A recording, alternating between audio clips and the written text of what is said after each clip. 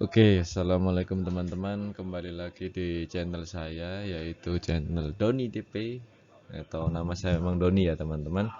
Dan untuk yang baru gabung itu ya, yang sudah gak pernah gabung, sekali lagi saya terima kasih sudah didukung ya, hingga TikTok saya di channel apa itu di platform sebelah ya bisa sampai 100.000 lebih dalam satu konten karena perbandingan-perbandingan seperti ini. Dan saya ingatkan lagi, jika di TikTok tidak ada orang yang nge-dislike atau orang yang mereport, jadi lebih cepat informasi mengalir daripada YouTube. YouTube sangat sulit karena eh, channel seperti itu, konten seperti ini sangat rawan karena ketika kita memberikan datanya tidak diterima oleh pendukung gitu kan, maka pendukung yang tidak terima itu akan merasa ini apa namanya, akan merasa pegal lalu atau nggak terima gitu kan, lalu mereport atau mendislike. Jadi seperti itu teman-teman. Oleh karena itu kecepatan penyebaran dari YouTube sangat lambat karena konten-konten seperti ini sangat sensitif. Seperti itu teman-teman.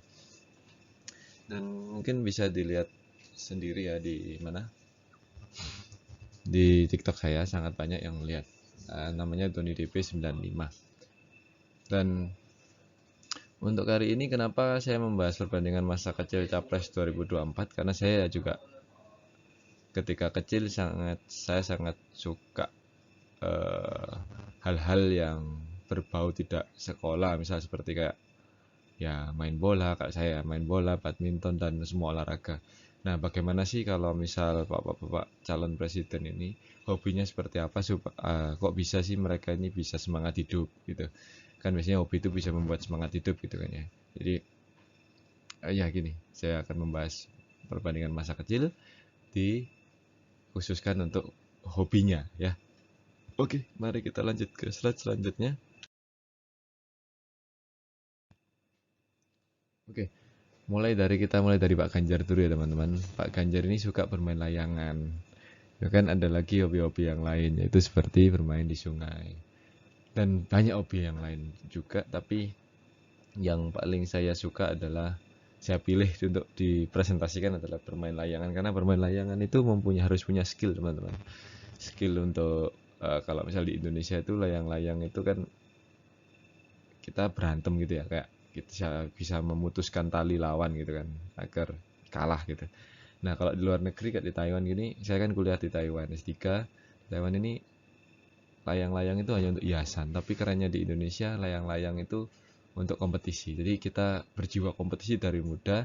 Oleh karena itu Pak Ganjar bisa suka berkompetisi dalam pemilu. Ya itu hanya ya perkiraan saya aja ya.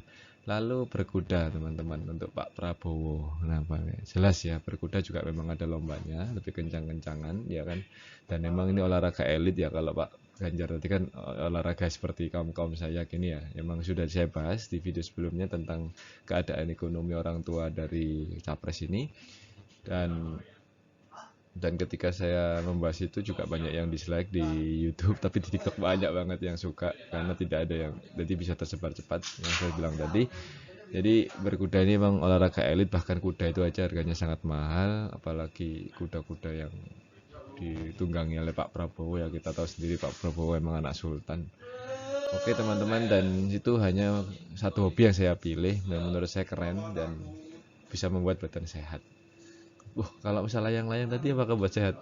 Kalau menurut saya layang-layang ini membuat sehat juga, karena kita harus lari-lari mengejar layangan yang putus, teman-teman. Ya kan? Ya kalau bagi yang pernah main layang-layang pasti akan tahu. Selanjutnya ini adalah Pak Anies Baswedan, yaitu hobinya adalah pelihara burung. Seperti Pak Prabowo ya, hobinya suka dengan hewan. Lalu Pak Anies ini juga suka dengan hewan. Ini hanya saya pilih ya yang salah satunya. Salah satu aja karena banyak hobinya Pak Anies. Tapi yang paling saya suka adalah pelihara burung. Karena di tempat saya tinggal itu banyak sekali orang yang pelihara burung, dan dengan memelihara burung itu jiwanya bisa tenang gitu kan. Jadi dengan kicauan-kicauan burung gitu, banyak orang di tetangga-tetangga saya itu merasa tenang gitu. Jadi kayak kayak mendengarkan suara burung, hanya suara burung gitu, suara burungnya apa berbunyi gitu kan kicauannya. Oh ya teman-teman, maaf, ini saya di lab saya untuk membuat konten, jadi teman-teman Taiwan saya berisik ini, lagi ngobrol, ini jam istirahat, jadi mereka ngobrol gitu kencang, jadi kalau misal terganggu mohon maaf. Oke teman-teman, seperti itu saja konten apa itu video kayak kali ini. Dan sekali lagi, jika komentar jangan menggunakan unsur sara karena itu tidak baik sama sekali untuk semua pihak.